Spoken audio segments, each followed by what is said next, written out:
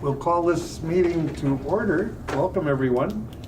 We'll start with the Pledge of Allegiance. I pledge allegiance to the flag of the United States of America and to the republic for which it stands, one nation, under God, indivisible, with liberty and justice for all. All right. We'll call us back to order here. Where were we? Did we approve the agenda and deletions? I can't remember. Not yet. Okay, that would be the, I'll move on the agenda, Mr. thank Chair. you. We've got a motion I'll second. and a second to approve the agenda. Anyone else have additions, anything to add? All right, hearing none, we'll call a question. All those in favor signify by saying aye. Aye. Aye. Opposed, motion carries. Minutes from May 17th. I'll move, Mr. Chair. Okay, we've got a motion by Commissioner Ardc. Second, Mr. Chair. It's kind of hard when there's only a couple of us, huh? Yeah. Okay, any question on the minutes? Hearing none, all those in favor signify by saying aye. Aye. Aye. Opposed, motion carries. Flood update. Dave, do you want to join me up here? Or? I'm joining right here. Okay.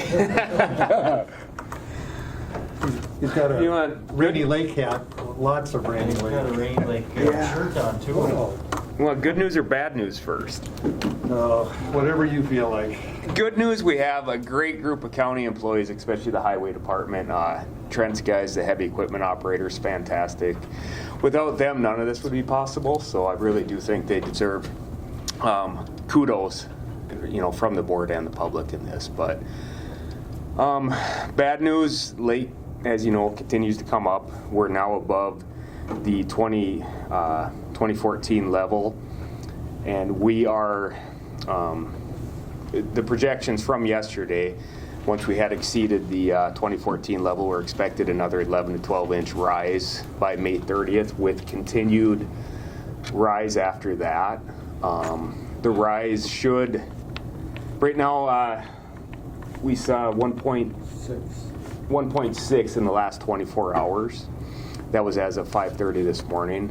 So we're still getting that 1 3/4, 2 inches a day rise. That should slow down. We just don't know how much as those inflows, or as the outflows start meeting the inflows. It'll slow down, but until those two numbers meet, it's going to continue to rise. Once Rainy Lake does reach its peak, whatever that peak level is, it's going to take weeks for it to come down to today's level. So everyone we're going to experience high water throughout much of the summer, I believe. Any questions on that? They haven't given us a peak level yet.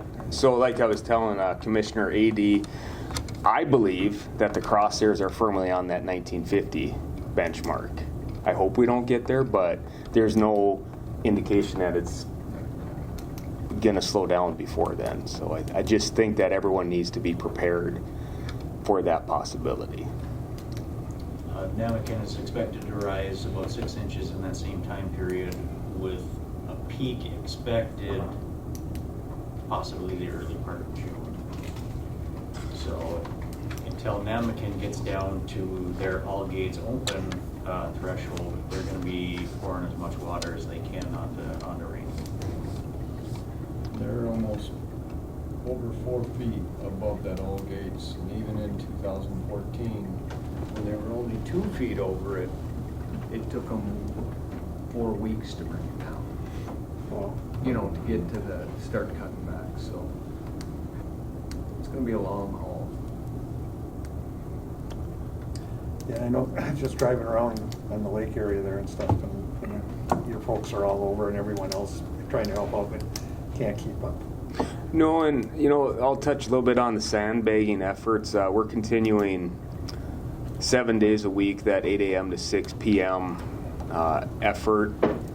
We do have the National Guard on site sandbagging. It was made perfectly clear to us that they, at this point in time, the only mission they have is to put sand in the bags at the park and make those available for the public. They're not involved in placing sandbags at private residences. So we're able to, we average about 15,000 filled sandbags a day through the Cary Park operation, largely driven by County Highway Department, National Guard, and limited volunteers. We are lacking in volunteers at Cary Park, and I don't know exactly what drives it. We're just not seeing a huge volunteer response. The school has been great. They're sending kids over there again this week. But where we're struggling is on weekends getting volunteers to come, and I know this weekend is going to be a struggle because the highway department's going to be short-staffed this weekend. They're going to have less folks over there, so really it's going to be the volunteer effort this weekend's largely going to depend upon how many volunteers we can get from the public to show up. We still will have the National Guard. There's 20 guardsmen that are dedicated to Cary Park, but it's, like I said, it's the number of sandbags that we can turn out is dependent upon the number of volunteers we get to come to the park. Kind of disheartening in the sense, I'm talking about the National Guard. I mean, in 14, they were out not only doing bags, they were out there setting them up and anything that was needed. I mean, so I just don't understand why they've cut back on what they're allowed to do. I don't, National Guard, and I'm not going to speak for them. I just know that when it comes to sandbagging efforts, typically they're tasked with critical infrastructure. Yeah. So if we don't have critical infrastructure that they need to sandbag, we heard it directly from Homeland Security Emergency Management. That is not their mission to go sandbag a private residence. I'm not saying that mission can't change, but I can't change it. The county board can't change it. That would have to come directly from the Guard, and I don't. So it's just, at this point, it's a no-go, and we tried to message that to our public that they can't expect that.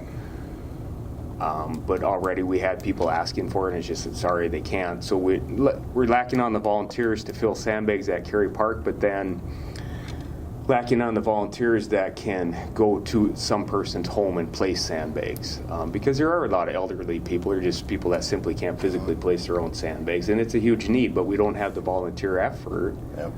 For that, so we have consistently asked for organized groups of people that would be willing to assist with that, so we can connect them with the homeowners in need, and we've had a little bit of that, but not a lot of it. So, but we're not going to give up. We keep every single day making phone calls and trying to get groups in here, and we're not going to give up. We're going to crank out as many sandbags as we can until people don't need them. We're going to continue to try to recruit volunteers. It's just a very hard process at this point.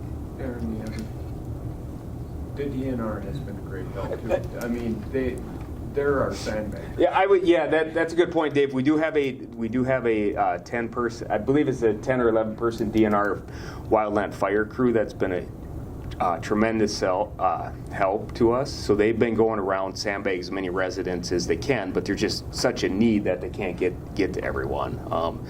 And I believe the current group we have, they are done at this afternoon, but we're going to get another group in tomorrow afternoon, and we'll have them for a couple weeks. So, but once again, I mean, it's good to have that group. They're awesome, and we can rely upon them, but we still need more people. As these waters get higher and higher, there's more people that are impacted every single day. So the need just becomes greater, and then the people that have been sandbagging for 2 weeks, the water keeps rising, so they have to add more. Yeah, especially on Sand Bay, they're more vulnerable to winds. Mm-hmm. Yeah. Do you have any history available on the 1950? I personally don't. I don't know if anyone else has any. As far as elevation, Yeah, just numbers. the elevation is 1113.96. This morning we were at 1111.57. Just going off memory. So, and I think the 1950 flood was about 18 inches higher than 2014, roughly. Yep. So just with that projected, that 11 to 12, that puts us a half a foot below 1950, and then with continued rise, I mean, that's why I say it's. We probably will hit that then, yeah. Could hit it.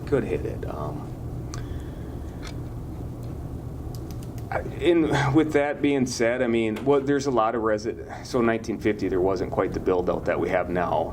So we're seeing more people impacted than were impacted in 1950. Took 2 highway bridges out that year, though. Yeah. At the Junction and Little Fork. And, you know, so in kind of on that note, the county highway department has been fantastic building up certain county roads that they can to continue to provide access for residents and critical services to get to them.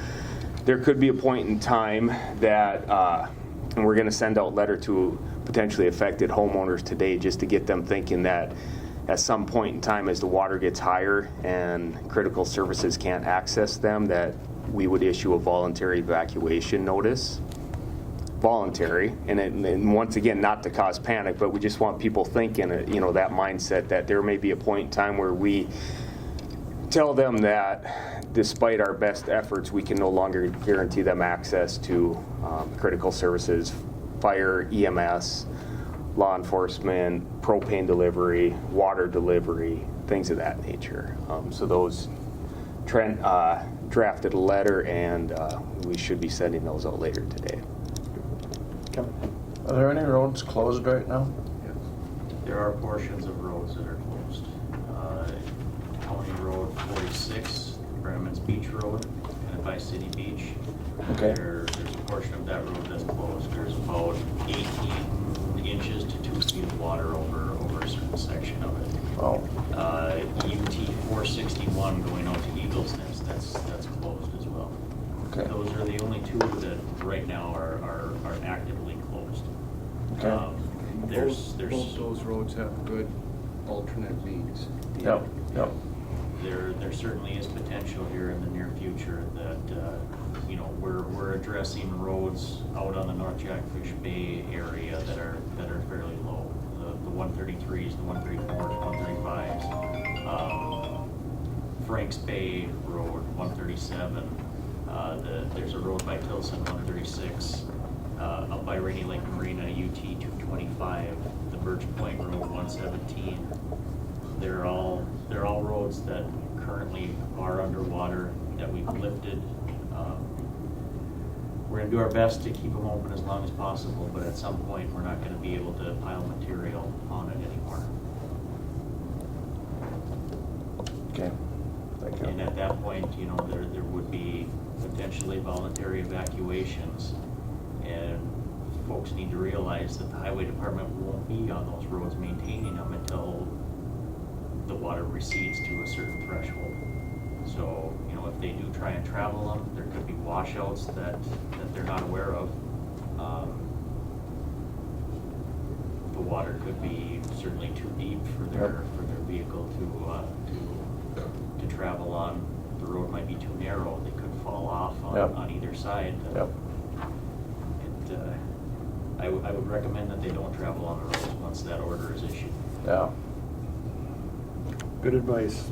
All right. Mr. Chair, Go ahead, please.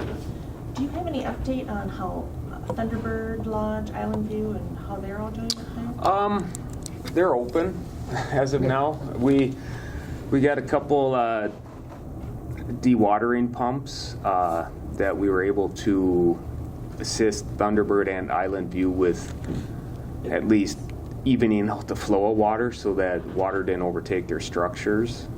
So currently they are open. I know Thunderbird had a heck of a fight on their hands this last weekend, but right now they're still operating, and it's a struggle. It's a struggle for our businesses. Northern Air houseboats, they're impacted. So we're really trying to provide them any assistance we can at this point. And those dewatering pumps are a big help. And we actually have, so we got three. We have 3 more coming. We have to send one back that has some maintenance issues, but it's our goal to have those that we can move around and, you know, assist where needed. But once again, and not to cause doom and gloom, but as the water reaches levels none of us have seen, we just don't know what other issues we're going to encounter at this point. But I'm confident with our team that we can address those issues as they pop up and do our very best to keep things going smoothly. We went to all 3 resorts there, and at Island View on the highway, when you go around the corner where that bridge is, water was starting, that was this weekend, it was already starting to come over the road there. So Water is also starting to approach Highway 11. Yeah. And we've been in communication with Mndot, especially the Dove Island Bridge. I mean, Yep. and then the wave action that you have there. Yep. We've asked them to closely watch their road, because we've already seen some erosion and stuff. It's not made for that type of wave action. No. Go ahead, Kevin, please. The wildfire crew that you have sandbagging, are they a local group or are they out of I town? think most of them are local. The guys I've talked to, Yeah. Okay. they're very gung-ho. They want to be busy, Yeah. 12 hours a day. Wow. Yeah, Okay. and you know, we'll get another crew in after this crew leaves, and we've asked the state for more DNR resources that can assist us. We're in constant communication with the state, you know, asking for those resources and seeing what they can provide for us. Okay. At the same time, while trying to get local groups involved too. Yep. Our state senator had a, were you on that? Anyway, there were eight of us from different areas in the state. And to make a long story short, when it got to us up here in Rainy Lake, I told somebody, we're past the point with, and there's still no declaration, disaster declaration. And the next morning, the governor approved it, so I wanted to give her some credit there. Yeah, And the governor. First off, I don't ever want to be a senator. I'll just stay as representative. And she's a she, not a he. So. But anyway, the sheriff and I have been in contact just about daily since this has gone on. Not much I can do, but I can, you know, sometimes make the right phone call. So We appreciate that help. Yeah, what a relief when you need the declaration to get the help. And it went right to the end. All right, anything else on this, or? Any questions? The only thing I would say, you know, the morale out there, we're in week 2 or 3, or I don't know. Whatever it is, yeah. The morale out there is getting a little Yeah. low. And then people waiting hours to get bags. So if there's anything you can do, stop by, say hi, thank the people. I think thanking the people that volunteer is really important, and be nice to have more. Yeah, because I think, is this our 13th, 14th day of sandbagging, something like that? It's basically the same. When you talk about the highway staff, it's the same people that are there day and I mean they're working 12-hour day. It's Hard, brutal work. yeah. I mean, you know, most of the county employees that have been involved haven't had a day off. So it's yeah. And there's plans that are over this holiday weekend that are pretty tough to break. Yeah. So, Brings back memories of the service, doesn't it, Ron? yep. All right, we'll move on then. Financial business. Court. Yeah. Mr. Can Chair, we do them all? Good.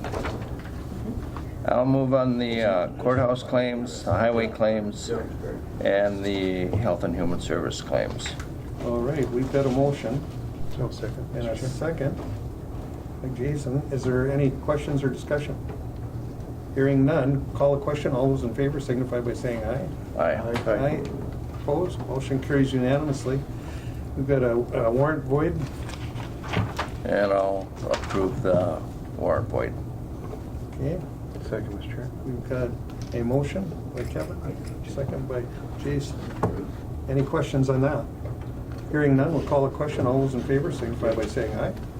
Aye. Opposed? Motion carries unanimously. Human resource business. Morning.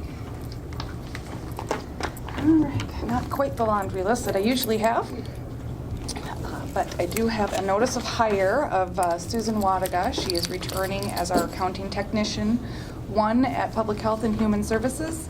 And Susan will be starting on next Tuesday, May 31st. And again, that's just a notice of hire. I have another notice of hire here for Miles Mason. He was hired as a part-time E911 dispatch correction officer, and he started on May 16th.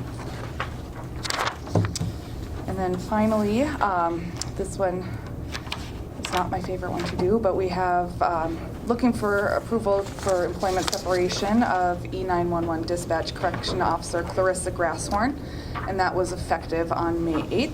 So with approving her separation, we also need authorization to fill the vacant position within that assigned wage scale.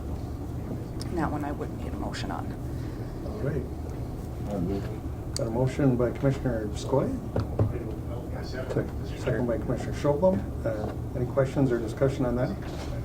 Hearing none, call a question. All those in favor signify by saying aye. Aye. Aye. Opposed? Motion carries. Thank you. Thanks. County committee list appointments. Oh, shoot, I forgot my list. You know, I lost mine too. I left it at home. Yeah. I'm looking One at to look at? Yeah, because I had mine highlighted too. Did you? Sorry about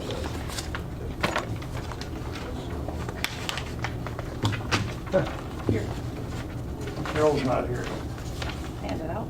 You did such a nice job on that, by the way. Thank you. You got two of them or not? No, I'm sorry, I just have one. I have one for myself. Unless we ask Crystal for hers. All right, are we all set? I think so. You know, I marked mine up last night too, Doc. I did too. Missed a couple. Yeah. All right, well, we're gonna appoint the committees today, and again, hopefully, our last commissioner comes back soon. But at this point, it looks like it's gonna be a while for Terry, so.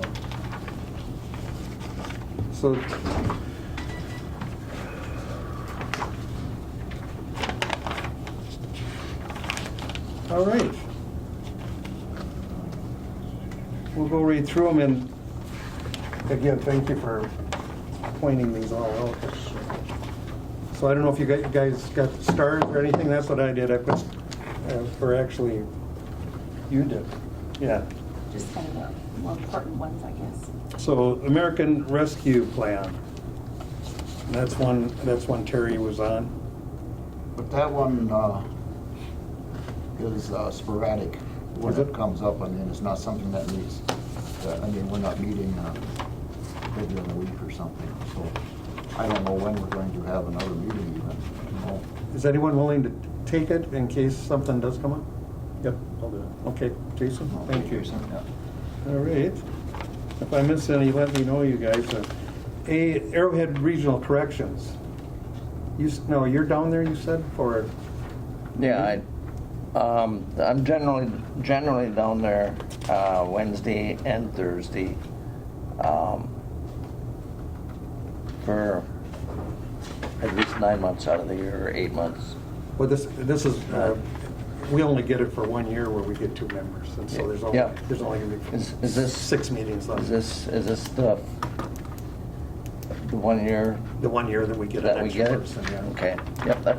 So, That'd be. you okay that'd with be- that? That'd be fine. All right, we got that one, Betsy? Let's see.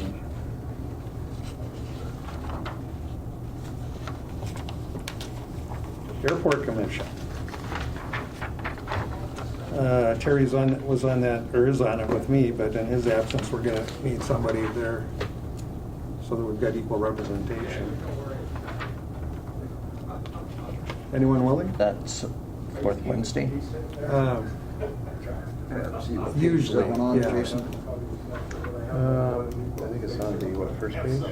Or am I on- Page Are you on- 4. All right, page 4. Oh, there we go, that's one.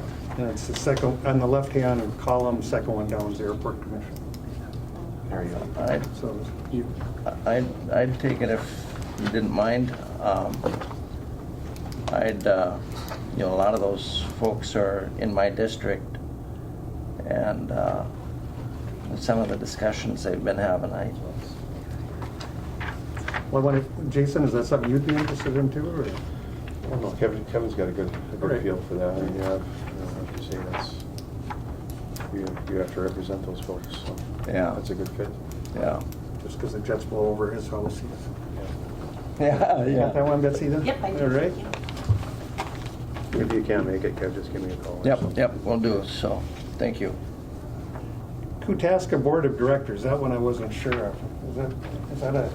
Is he a board member there? He is a board member, and sometimes we do have a hard time making a quorum on that, so. I just gave that to Terry here within the last year. Okay. So, Yeah. I was on that board for years, but I thought he was better suited with his background, but I could fill in on that one. Okay. If you're willing. Well, Yep. Yeah, like I said, I was on And that. they meet by Zoom and stuff too, Yeah, so, right, yeah, which made it a lot easier than. yep. all right, Personnel and Management Committee. Kevin, you've been on that for quite a bit, but Jason, you got an interest, or? No, we just keep it as is. All right, Yeah, that's fine. so we'll just continue on that one. They just meet as needed anyhow, right? Yeah.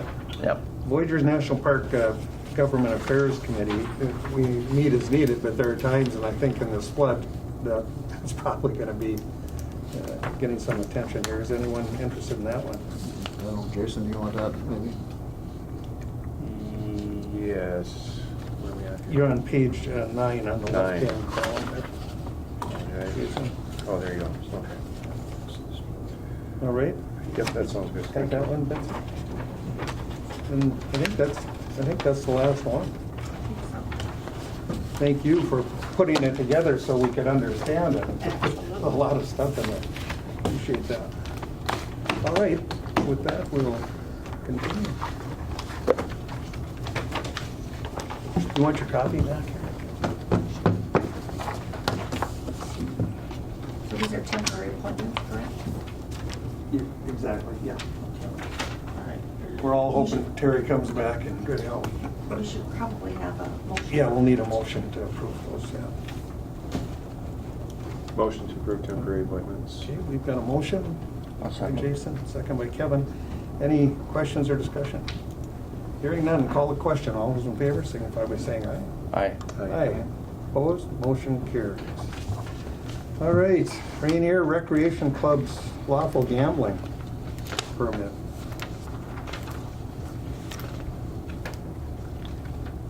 They need it to do their programs. Rainier Rec Club Yeah. has Shay has approached Rainier Rec Club to do some gambling at their place of business this Okay. summer. Okay. And so that's what this is all about. Okay. You'll see that the gambling application is here, and also LG 215, which is the lease, which we don't need to do any action on the lease, but we do need to take action on approving or not approving the LG 214 permit application. And we haven't had anyone who's opposed. or- We haven't opposed any. Okay. We'll move on. All right, we've got a motion. Thank you, Jason. I'll second. And a second by Wayne. Any questions on this or comments? Hearing none, we'll call the question. All those in favor signify by saying aye. Aye. Aye. Opposed? Motion carries. Now we're on to County Jail Project. Oversight Committee to move forward with the bond council and engage a municipal advisor. And you got the note there from, Yes. The last update that we had from Kent Corbett's. yeah. Kent is online also if you want to need him to chime in on anything. Oh, we can't talk bad about him then. Right? Can you hear us, Kent? Are you there? Oh, yeah, I'm here. There you are. You have anything you want to tell the board here or explain? Well, it's just about timing. If the board is confident that the county needs to move forward with a new jail project, the issuance of jail bonds as soon as possible, have the opportunity to save the taxpayer substantial monies. Jail bonds, the state of Minnesota jail bonds are only available on a once an annual basis, so you're allowed to bond for up to $10 million once per year. Currently, we're looking at a jail project that would exceed the $10 million. So it would be potentially 2 offerings, one in 2022, one in 2023, to minimize the interest costs. And I'm not a financial advisor by any means, but I don't see that inflation is going to slow down or go away here anytime soon. And the markets all have additional increases baked into them at the moment. So it's really about, again, it's the decision of the board of whether or not, if you feel that the deal is going to be required, starting the financing as soon as possible, one of the ways to minimize overall cost to the taxpayer. And just for the public, I mean, what we're talking about, we're being required to, you know, either improve or build a new jail. And just to add on that, the Koochiching County is a little bit unique in that there's no place to send prisoners north. St. Louis County is full. Lake of the Woods County is actually in worse shape than Koochiching in that it's already gone from a 365-day jail to a 90, now just to basically a holding cell facility. And Koochiching has gone from 365 down to 90, and the holding cell facility is the next step, but there's not a defined timeline on that yet from the state, but the state makes that decision. It's out of the county's hands. The nearest place that is currently taking inmates is Crow County, I believe. And that's a 4.5 hour drive one way, and the expenses of moving prisoners back and forth will be substantial. What's the approximate date on Itasca County having theirs completed? They're still about a year and a half out. Because I know that they've got a big project going on there, but I didn't know what the time span on it was. Yeah, I believe they're about a year and a half out. It's being done by somebody different than us, but originally they were looking at a larger jail that would be able to house prisoners from outside of the county. And they substantially cut back the size of the jail. Now, I don't have the exact numbers. The Itasca County Sheriff would need to be contacted to see if their inmate count is similar to what they're getting for beds, or if they'll have additional room there. We also did check with Beltrami. Beltrami is in the process of volunteers for an expansion of their jail because they're oversubscribed. There's no one currently that has bed capacity. Go ahead, please, Jason. Ken, could you just clarify that we can reissue these at a lower interest rate if that happens to happen in years to come? I believe that they're all callable. So if interest rates do go down, that you have the ability to pay them off and then resubscribe them, yes. Okay. But you're right, though, interest is creeping up. Yep. That's why we're trying to get this going quicker if we're going to do it. And we don't have a choice. I mean, we're going to have to do something. We're working with International Falls to see if they want to be a part of this, and we're working with Lake of the Woods, as you pointed out, but we don't have that confirmed either. So what we're looking for is at least get a sizable amount now at a good interest rate, and we'll go from there.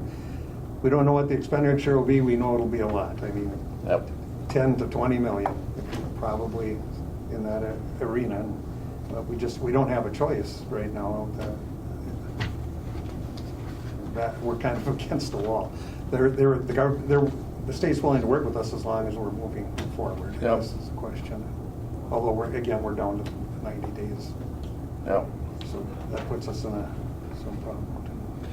And you said the timeline, Kent, is towards September, that this could be kind of ready to go? Yeah, there's, within 16 weeks is what the loan or the bond people said that was needed before it could be issued. So I guess the biggest thing is not only the time, but it's the availability to get the jail bond pieces in the calendar year of 2022. So that, our current time frame had us providing information to the board in October with final budget numbers for different plans, and then it would be the board's decision on which plan to go forward with.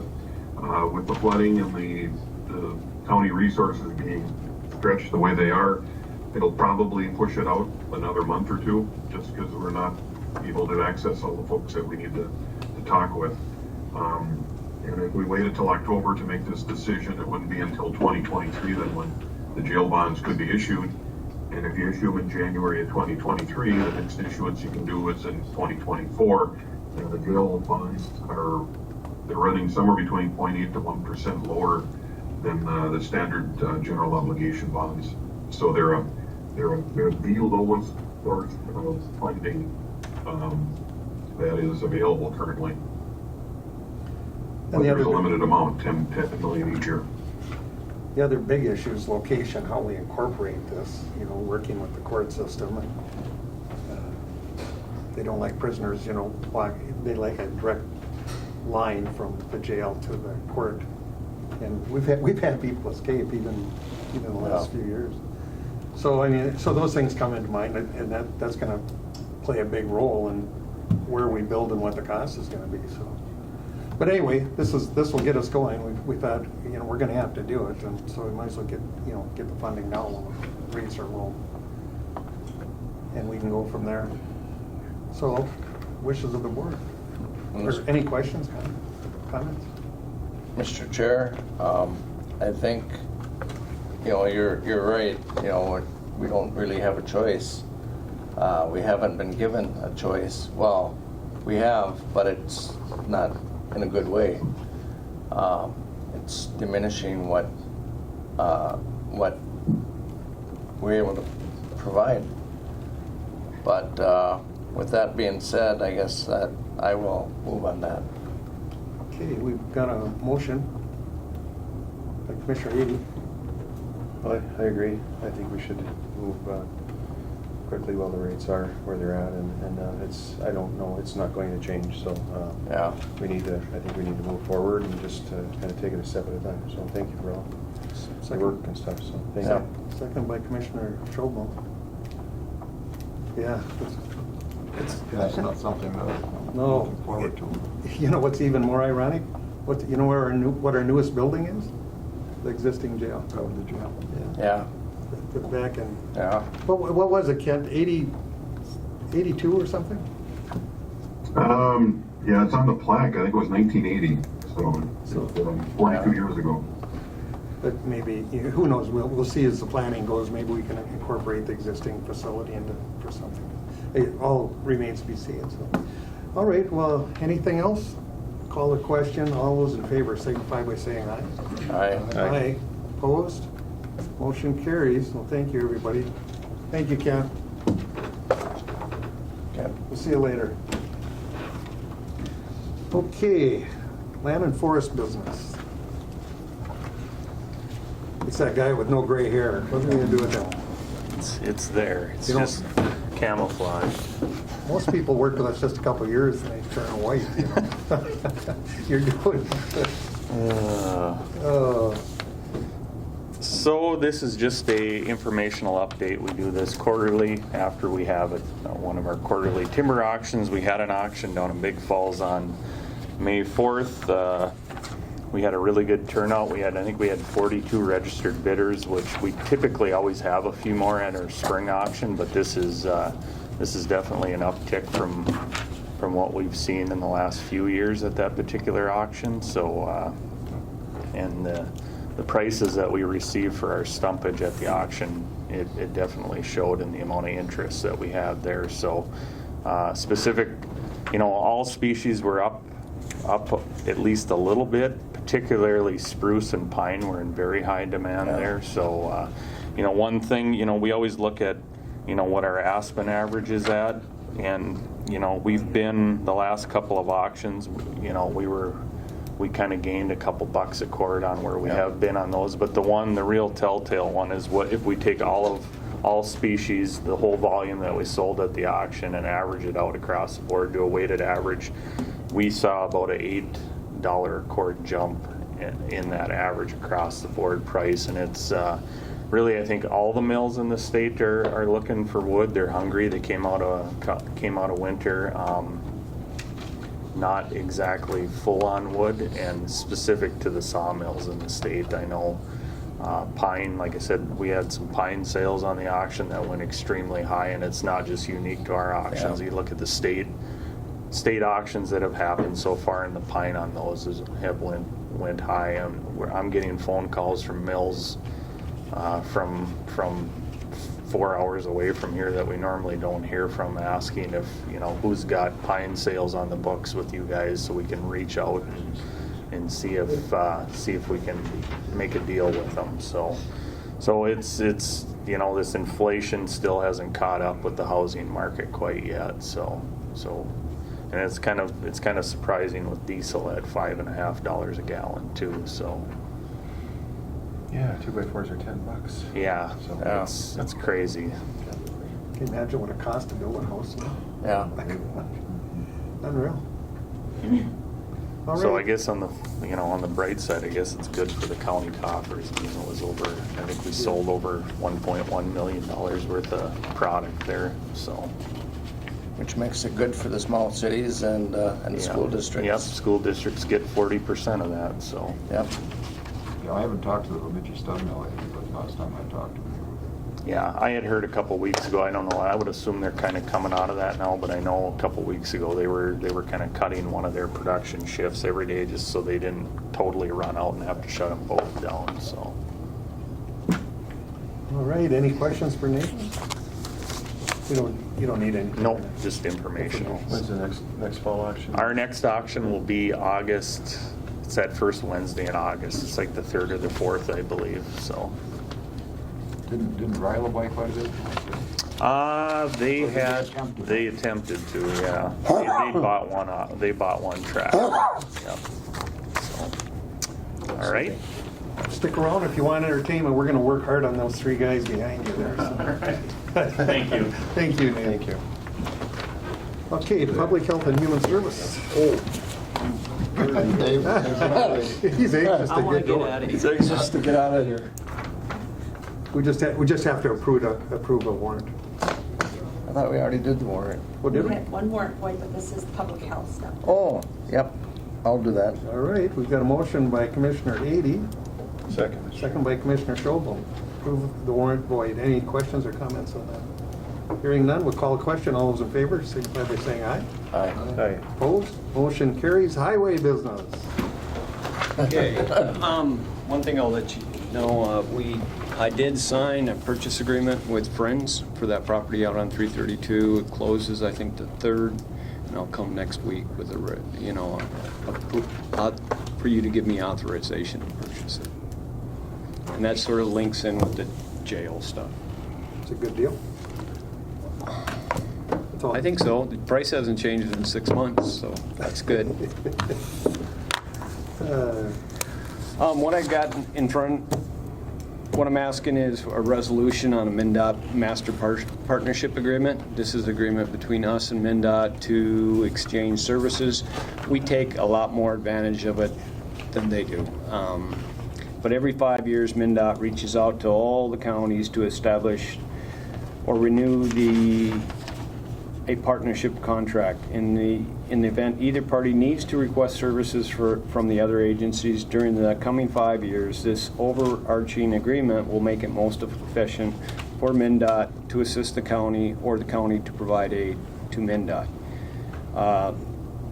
Basically, the language in this agreement enables the county board to delegate this to the highway engineer. So I attached the agreement, but it's basically the same agreement that was done in 2017 to 2022.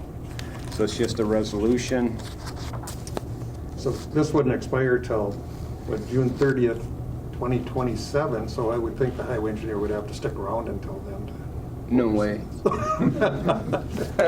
No way. Well, whether he's here or not, I will make a motion to approve this. All right, we've got a motion by Wayne, second by Jason. Yep. Any comments or questions? All right, hearing none, all those in favor signify by saying aye. Aye. Aye. Opposed? Motion carries. Thank you. Thank you, appreciate it. Okay, we'll move on to the Mndot and ARDC annual update. Here comes a distinguished gentleman, Andrew Hubley. I'm not sure about distinguished. Oh, yeah. Andy Hubley with Ardc, Arrowhead And he still Regional. hasn't got any gray hair either. I do. I've worked hard on him to get some. Arrowhead Regional Development Commission. Every year we go out and talk about the Area Transportation Partnership, the ATP that we work with Mndot on, and that group decides who gets federal funding for projects in transportation. But I'm going to digress for a little bit because I have the floor. We did do a jail analysis probably 3 or 4 years ago, and it showed that St. Louis County is exporting 40% of its prisoners on a daily basis. So the new jails in Aiken, Carlton are basically going to be taken up by St. Louis County's overages, and St. Louis County has no intention of expanding their jail. Interesting. So if you think there's capacity somewhere else, you may not find it, just because the county, St. Louis County, just dominates the market, if you want to put it that way. It's interesting, though. I thought you got hired to come around and give us good news. Once in a while. Normally, Paige Meluis, our new transportation planner, would be speaking with you today. She's actually in Little Fork this morning doing a Safe Routes to School project. So they're counting kids and how many are walking and biking to school, and getting information on that so they can make recommendations for improvements to the school area for walking and biking to school. So that's exciting. And I can also report I did get a call from Big Falls last Friday talking about a housing project. So I guess today is Koochiching County Day at Ardc. So I'd like to thank Chair Pavlik and Kevin Adey, the commissioners that sit on our board and commission, and their loyalty through the years and attendance at our meetings is really appreciated, and particularly Wade's leadership with that organization. So each year, the ATP distributes federal funding. One of the sections that we do is transportation alternatives. This is a program that Koochiching County has taken advantage of several times over the years. And this year, we funded a trail project in Duluth and another project in Silver Bay. The Silver Bay project is a multimodal trailhead, which we're seeing several of across the region now, where people are building facilities that handle snowmobiles, ATVs, biking, and hiking all in one spot. And all those trails can intersect and everybody gets service, and it makes it very cost efficient rather than having 4 different trailheads or facilities to have just one. So that is a good thing. Ely has proposed one, Silver Bay has proposed one, and other folks are looking at it. So in the future, something that Koochiching County might want to consider as these trail systems get developed is a cooperative trail facility. That being said, ARDC role is to service the ATP and the federal funding, like I said, and I'll turn it over to Mndot, Brian Anderson with Mndot, to give you the updates on the funding process and what is in the pipeline. Any questions for me? Pretty quiet. That's good. And I didn't even have to bring a pen to this meeting, that's how I judge meetings, is do I have to remember anything or not? So. First time, I always tell this story, the first time I met Andy, was when we were just starting to look at the Highway 53 project. And I think it was with Irv Anderson, and I can't remember, I think Irv was there for sure. But anyway, we're walking around, and I thought, I'd see this student intern, is what I thought. He seemed to know a lot, and he was running all over, but he looked like he was 13, and turns out that's how he's working for ARDC. I couldn't believe it, and he still looks young to this day, even though I've worked hard to make him. We've gotten a lot done, and ARDC, you don't hear a lot about it, but I mean, I can't tell you how much work is done through that organization. We have our fingers in a lot of different things. Absolutely. Our office at the Kootaska facility did flood a couple weeks ago, and we were able to get that cleaned up. Karen, who is our representative up here for the senior linkage line and our aging division, is retiring this year. She is. Yeah. So that office may or may not continue depending on who gets hired and how that works out. We're very open to keeping particularly aging folks in that division spread throughout the region to address Medicare and other assistance that caregivers and older folks have. So I'd sure like to keep something going on in International Falls here. We do have another employee here, Michelle Schmidt, who basically works out of her home. But we like to keep a presence, and hopefully we can do that. All right, thank you very much. Thank Thanks, you, Andrew. Andrew. Appreciate it. Oh, I will say too, the Highway 53 project with the additional passing lanes is very handy when maybe somebody's running a little bit late. But I'll not mention that.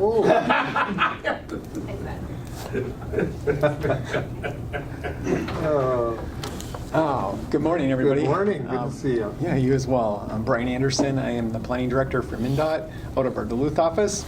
I did used to work for Andy Hubley here about 10 years ago. I Once upon a time. Spent about 10 Yeah. years at ARDC, so we work well together, and we continue to do so to this date.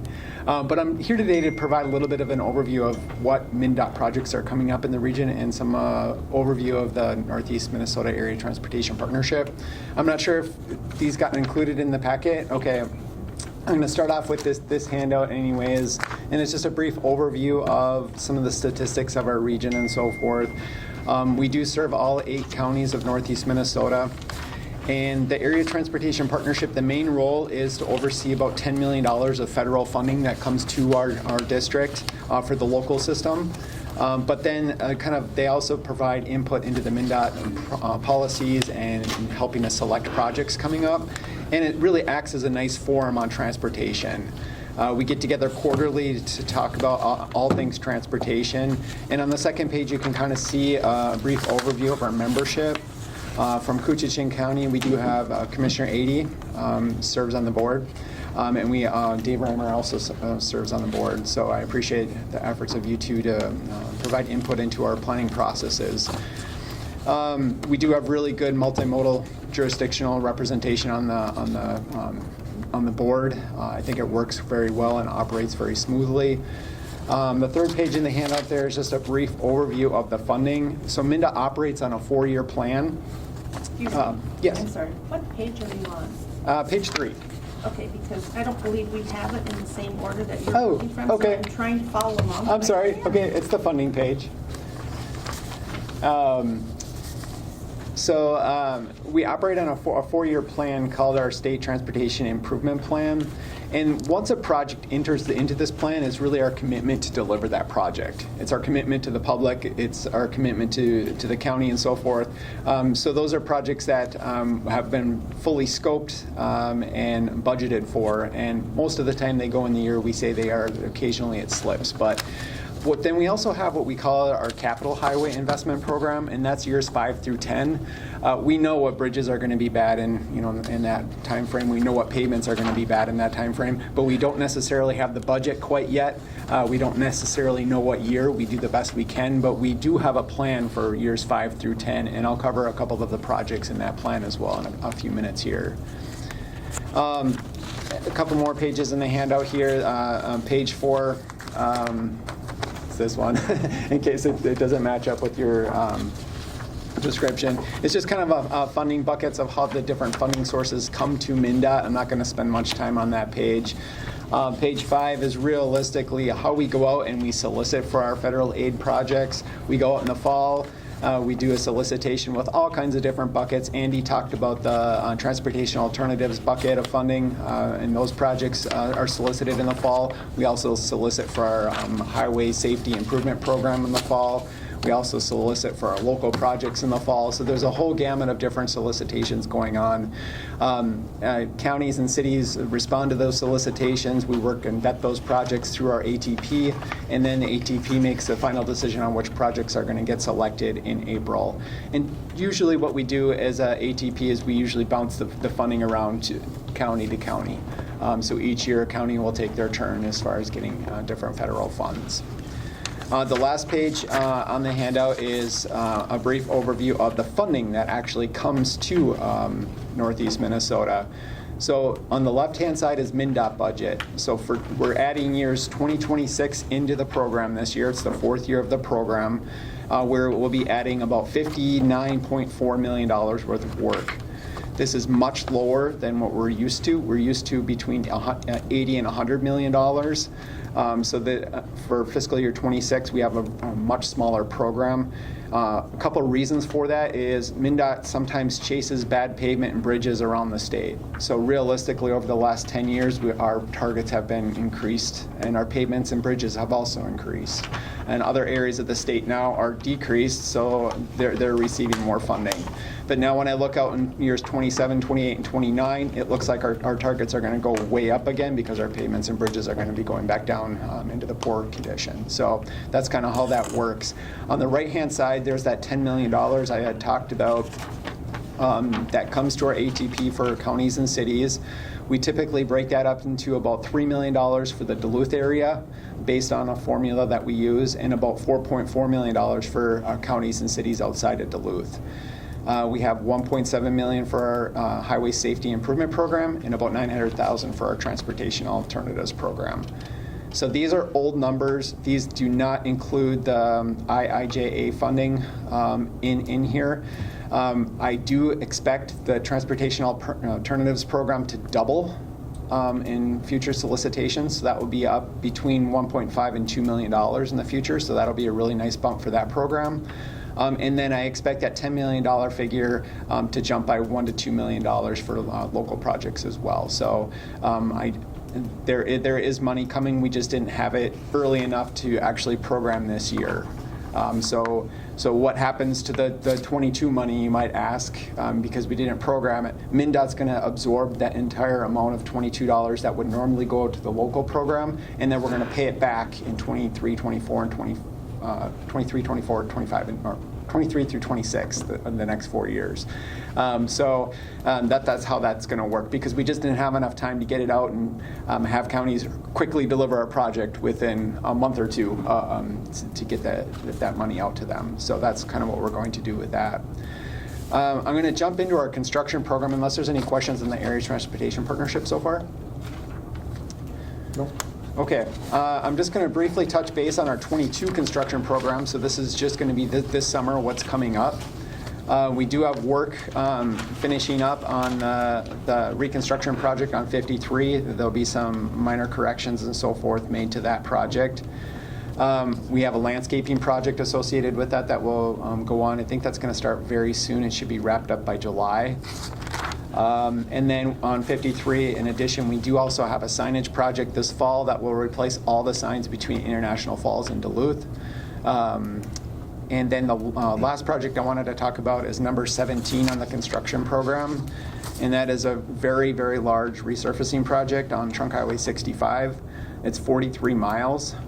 It goes from just pretty much the junction of Highway 1 north to County Road 8 in Koochiching County. It's about $11 million project, and it will have a substantial detour associated with it. The detour can be found on the link here. I did write the detour down, but it's about 10 roads, and I walk you through it all, but I'll get lost myself on it. So it is a long detour. But feel free to check out that link. But that'll be a really nice stretch of 65 to get done. So that's what's coming up this summer. And then I want to flip over and talk about what's coming up in our 4-year program from years 23 through 26. And then also talk about what's in our plan program coming up past then. So when you look at the map of Koochiching County, it is not very colorful from years 23 through 26. All we really have for Mndot project is a railroad crossing gates project. So we don't have a lot of work in Koochiching County over the next 4 years. We have invested quite a bit over the last 4 years. And then looking in our planned years, I'm going to go over some of the projects that I know where the pavement's bad and where we plan to do work. And that's on Trunk Highway 11 between Clemson and Frontier. We'll be doing a resurfacing project over the chip years and that, so years 5 through 10. Trunk Highway 71 between Magi and Big Falls. That's actually programmed for about years 2029. And 71 between the Itasca County line and Cooch County Road 50. That pavement's getting bad. Trunk Highway 11 through International Falls, kind of to the west end of downtown through the Menards area. We do have that. We're looking at a potential reconstruct in 2028 for that stretch of Trunk Highway 11. And then on Trunk Highway 46 between Trunk Highway 71 and Trunk Highway 1, we have a resurfacing project plan for about 2028. So we have a lot of work coming up in Koochiching County. It's just not reflected in our 4-year plan here. I printed this map off and I was thinking, oh my goodness, I'm going to go to the board and show them nothing on this map. And realistically, we have a lot in our planned program, but we don't have any in our current program. So that's a brief overview of the Mndot program. Before I turn it over towards our death coordinator, Holly, is there any questions you might have about any projects, Mndot, anything related? What do you think, Andy? You did pretty good, huh? No questions? Pretty good. Yeah. All right, I'll turn it over to Holly. She's going to provide a little overview of the Towards Zero Death program. And she's way nicer than you are, right? She is. Yeah, just checking. It's so nice to be here. It's a little bit since I've been here. So I'm Holly Kostreski. I'm nice to have you guys. Yeah. I'm Aaron Neville with the State Patrol. Okay. Um, Thanks for having us. We're not here to ask for anything. We're just here purely informative. I just want to let you know kind of what's happened on our roads the last couple of years. So I have a little packet for you that shows our overview of Minnesota TZD and the Northeast region specifically. Excuse me, Mr. Chairman. I'm sorry, I didn't get your name. Oh, Holly Kostreski. It's KOSTRZEWSKI. Thank you. Mm-hmm. Aaron, A-A-R-O-N, Nevela, N-E-V-A-L-A. Okay, thank you. So it shows our 8-county region and how our Towards Zero Death program works. I've been in this position the entire time, the last 12 years. So I know I've met some of you in the past, but what I really wanted to talk about is that when the pandemic started, we saw some real bad behaviors on our roads. So the last couple of years, we've seen really bad things happen on our roads. So I just wanted to show you a little bit statewide data and then some regional stuff. So on the first page, I have kind of the statewide data of, what was occurring on our roadways, how many deaths we're seeing, the reasons why people are dying. The impairments were up. The speed was very excessive, well over 100 miles per hour, law enforcement was seeing. And the same thing was happening in our region. When they're looking at the impairment, it's not only alcohol, but also the drug driving that we're seeing an uptick with. And so we're trying to figure out, when a lot of people stopped driving, right? So our vehicle mile traveled went down. We had this excess of fatalities on our roads. And so I think that it was, and now we're kind of seeing this kind of fold over to current. And I like to think of it as, I think some people picked up some real bad behaviors during that time. I know my husband and I watched too much Netflix. So, and so if they picked up really poor driving during that time, are they still doing those real bad behaviors on the roads? And so I just want to share this information so that you can share with your family and your friends, because we're all sharing the roads, right? And we just want it to be safer together. And then I have your data for your crashes, but we're still looking at all those behaviors, speed, distraction, impairment, and then whether or not people are wearing their seatbelt. So do you have any comments?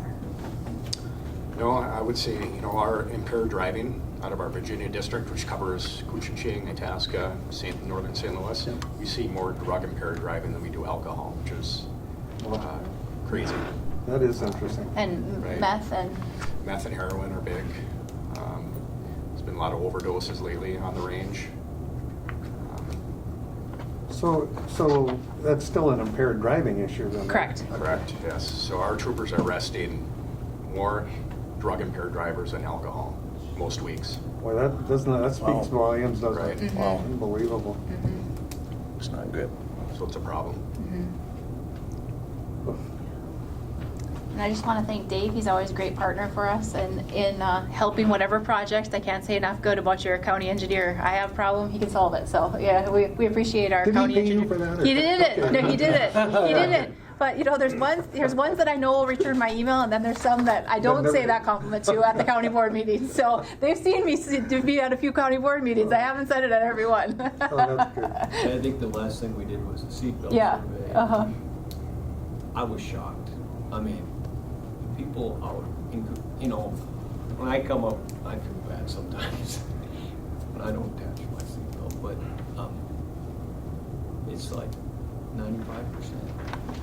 Oh. It is impressive. I mean, everybody, and the thing you find, the only people that aren't wearing their seatbelts are usually the single drivers.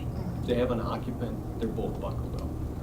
And that's, I'm impressed, because I didn't see that when I came to this community 30 years ago. And I think a lot of it has to do with the kids. I mean, the kids telling mom and dad to buckle up. Good point. Most of the cars now, I mean, I know my car, it'd drive me nuts if I didn't. Yeah, that's probably all the helpful. noise they make. Damn, We do have our seatbelt wave going on right now, our TZD seatbelt that goes through June 5th. So our troopers are working extra seatbelt enforcement. We also have the statewide heat, which is a dedicated speed enforcement detail, which is statewide that all of our troopers are working as well to get the speeds down. Like Holly said, we had a drastic increase in speed-related deaths last year, so we're working hard on that. Any questions? There's Any quite a comments? difference in seatbelts, though, because when I was younger, when they first started coming out, I saw cars driving down the road that the seatbelt gun that was pointing down the highway. You know, 'cause of course, they didn't roll up then either. Well, thank you for. Thanks for having us. Appreciate you guys being here. Thanks. You're welcome anytime. Very interesting. All right, anyone here for public comment? We got some real interesting people. Come on, you guys might as well just come on up here. Some colorful people, huh? Yeah. Good to see you again, Andy. It's been a Thank while. you, guys. Thank you. All your support. There you Yeah, go. bye, you guys. Thank you. I'll let Rob go first, since it was, what, your birthday yesterday? Yeah, we didn't, I don't have anything to report. We didn't do much. I'm being blunt, so. Are you glad it's over? I don't think we're over. I think Oh, it's still, I thought. No, session's done. Yeah, that's what I. They're talking about special session or not. Oh. The only thing we got passed, if I can remember off the top of my head, we passed the LCCMR bill, which has funding for that Rainier project out there that some people are excited about and others aren't. Passed the Veterans Bill, first ever Veterans standalone bill. I'm pretty proud of that. We've never done one of those before, and that was a matter of myself and Senator Lang not asking permission, but just doing it. And then took it back to leadership, and they said, yeah, this looks good, and we passed it, so it was... What came out of that? 9/11, the biggest thing in there is the 9/11 bonuses. So anybody that served in 9/11, states always paid a bonus to their veterans. Okay. And so there's $25 million in there for 9/11 bonuses. If you served if you were active during that time and not over there, you get $600. If you were over there, served in Afghanistan or Iraq, you get $1,200, and if you're a Gold Star family, you get $2,400 for anybody that lost their service people in the conflict. We also on that bill, we also fully funded finishing the construction and buying the necessities for running the 3 new veterans homes that are going to be in the state: Bemidji, Preston, and Montevideo. It is so needed because from here. Yep. We were taking everyone up the shore there. Yeah. And they're all full, anyway, Yeah. so.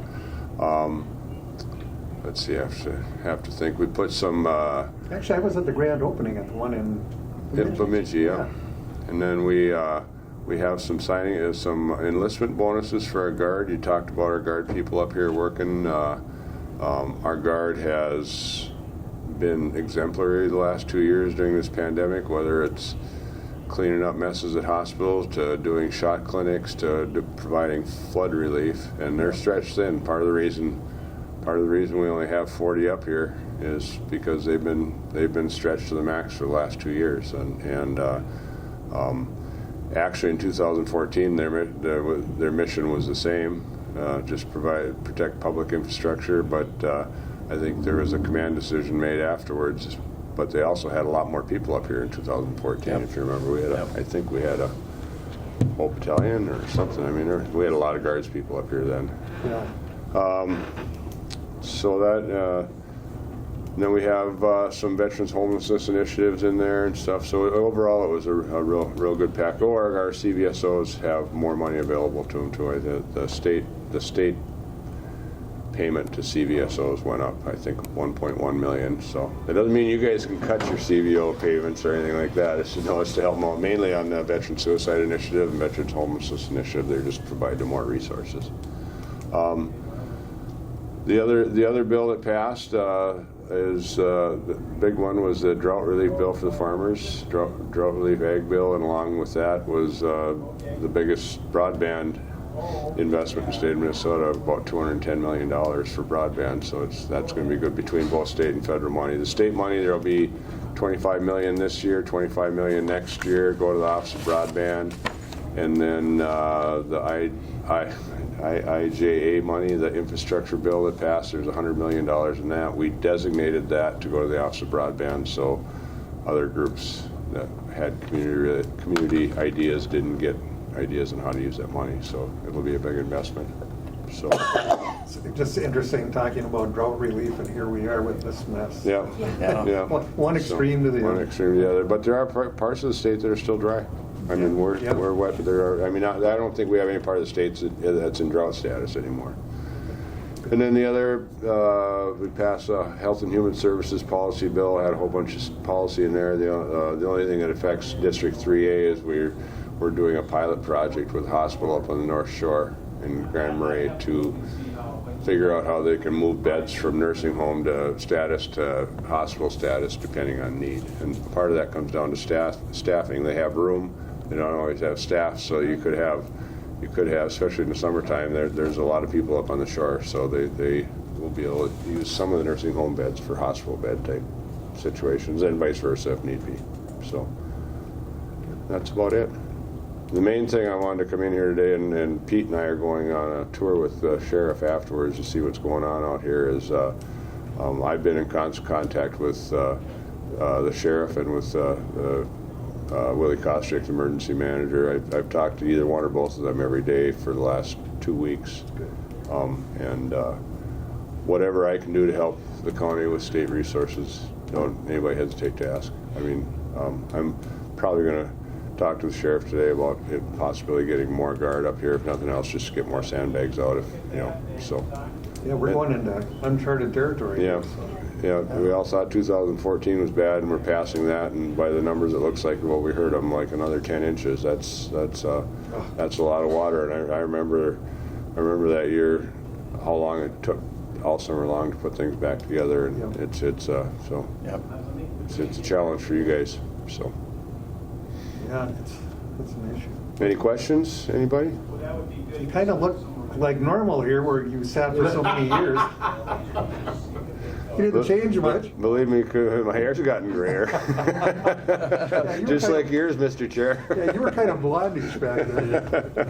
But it's been a challenge. We've had a challenging couple of years. Everybody has in public service, and our communities have, and we just got to band together and try to pull ourselves out of this stuff, and we'll get there. We got a tough community, so. And then we got the same thing going down at Cabin Crane Lake too. I did hear, and Pete wasn't much help, but I did hear that Vermilion is crested. And people forget, the highway engineer talked about Namakan, but Vermilion and that whole watershed comes through Namakan too. I mean, so everything there and the whole Quetico and the whole works is coming through Rainier. And that's where the problem. That's just the choke point. Yep, it always has been, and that's the pinch point. So. Anyway. Very unusual. Mother Nature's plan. Yeah. Well, like somebody said, you put a dam in a river, you're going to have trouble. 90% of the time, the water level is going to be just fine. 10% of the time, it's too high or too low. And because Mother Nature has its way of doing things. Yeah. So. Well, I give you a lot of credit for hanging around with that guy back. We're glad you came. Yep. Thanks. Thank you. Thanks, Rob. Thanks, Rob. Okay. You turned in the barrel. The hot seat. Yeah. I got to give Pete here a lot of credit, because you've been up here a lot, especially on the flood issues and the zoning issues. Yeah, you name it. Yeah, the first thing I heard this morning was about the International Joint Commission, and about, you know, the flooding that's going on, and it's pretty widespread, even where I have our summer residents. I've never seen water levels this high. And I'm here at the request of the senator to kind of scope out, you know, the damages and get some information. I think the big thing is there are damage assessment teams. I think FEMA is they've got a schedule. They were kind of waiting here for a bit to see what happens. But our staff was in on a meeting with FEMA, and there are a number of things that will be covered on the, I'm going to just say public ended, if there's damage to roads and bridges. Also, the cost of having, I would assume with the highway department folks, overtime costs, those types of things. The biggest thing is I want to convey, can pass it down the line, is we were told have the counties report everything and anything. Because the flow is that these, and there's no guarantee that there's going to be any funding when these crews come in, when they do the damage assessment. Obviously, the more damage you have, the better chances you are, but of getting it. But you know, there also, Rob, I was told there's money through the state, an emergency fund. There is you money know, in the state emergency fund. there. So, you know.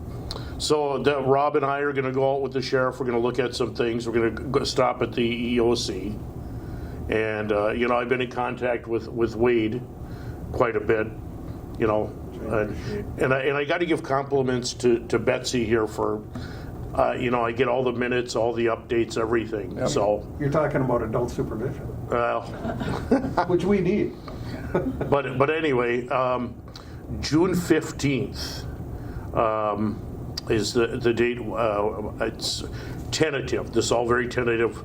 At 1:30 at the International Falls City Hall, and I'm trying to coordinate with Betty, but I think she's really busy with everything going on. We're going to have a housing forum, and we've invited reach out to the HRA. And you know, the two things I hear about when I travel in my service area, the two big things is affordable housing and affordable childcare. Those are the two big things that I mean, and there's others, you know, but we're going to hold this hearing or this forum.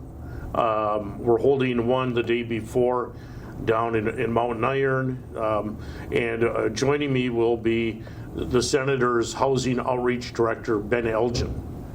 And we're going to come up here and hold that. We're going to be hopefully over in the Tower Sedan area, Mountain Iron area, and I'll just, you know, for the, you know, the plan is to send some information out.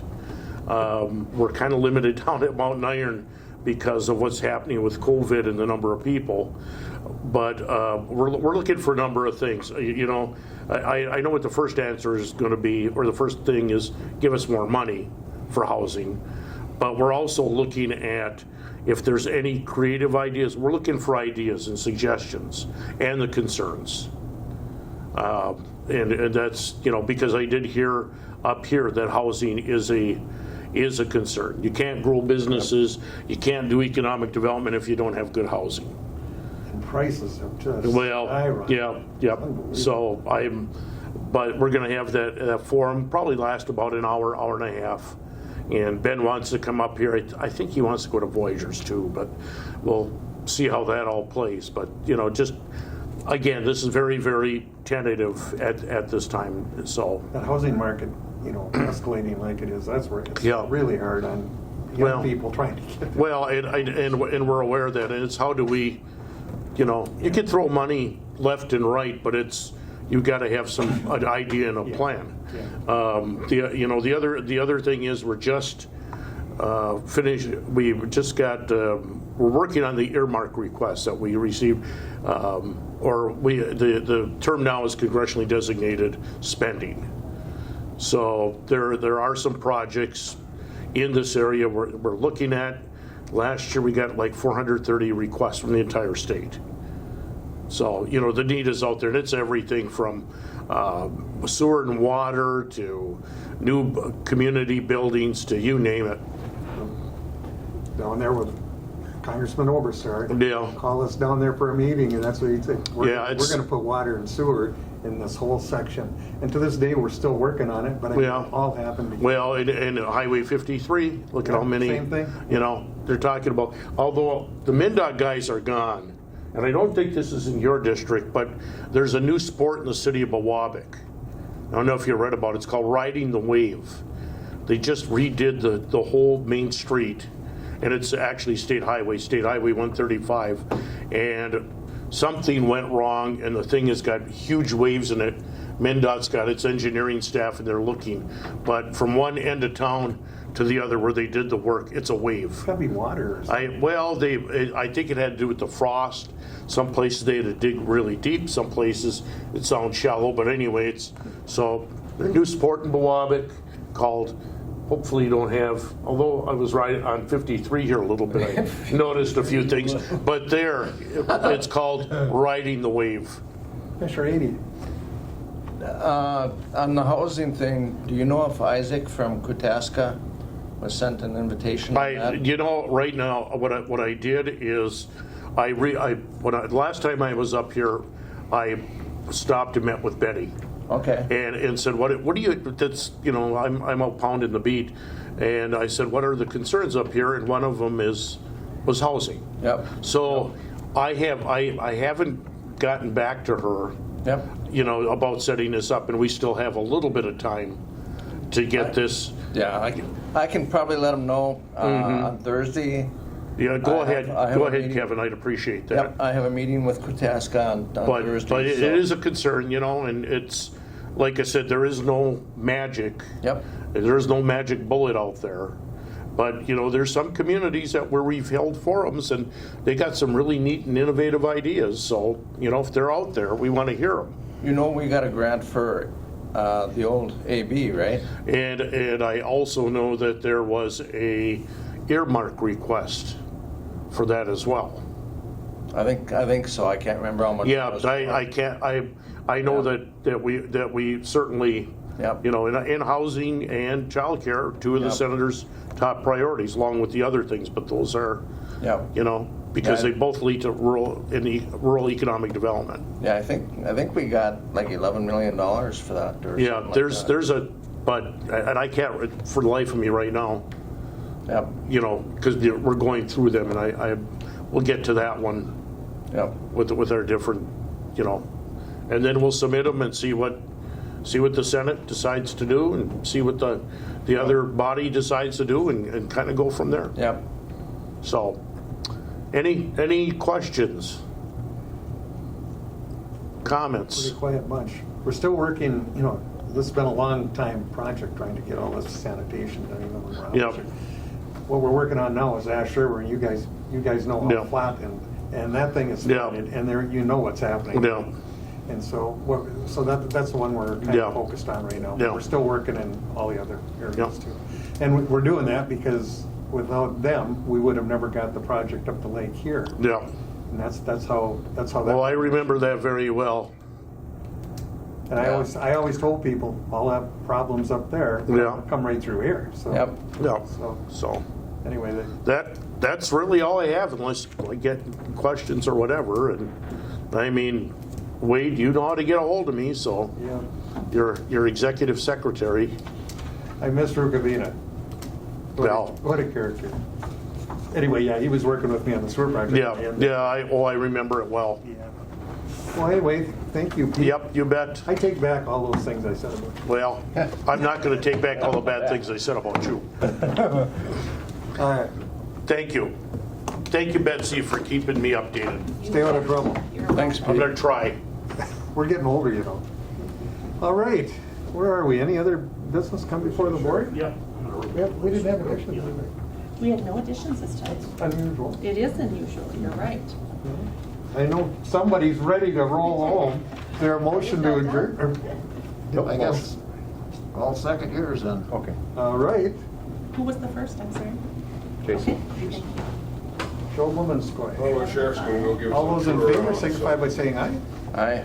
Opposed? Motion carried.